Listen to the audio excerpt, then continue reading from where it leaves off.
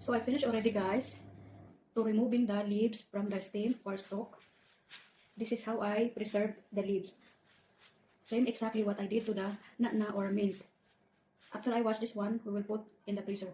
You can put only like this, or you can chop before you put in the freezer. But because me, all the time I'm using for cooking, so it's better I chop already after I wash, then I put in the freezer, I put in the plastic. So every time I cook, if I need, I just take only from the freezer. So a lot of you guys asking what I did to the mint, the one the last time I put in the laban. Like this exactly what I did. I removing the leaves from the stem.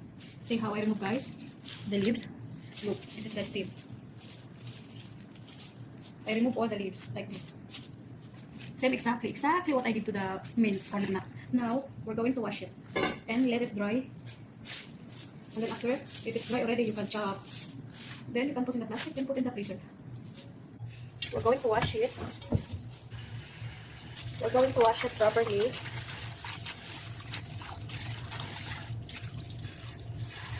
We'll use the cleaner.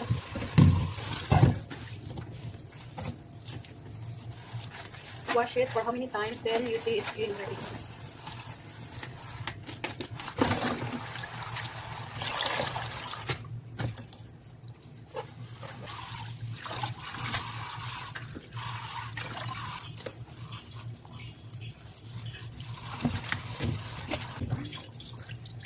So it's done.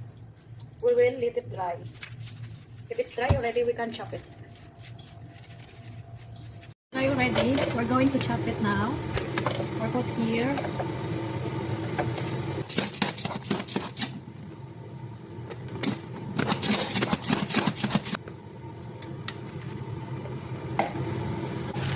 Now I have your plastic. We're going to write the level as I know, because I do a lot of leaves like coriander, dill, or spinach like that. So we're going to write first.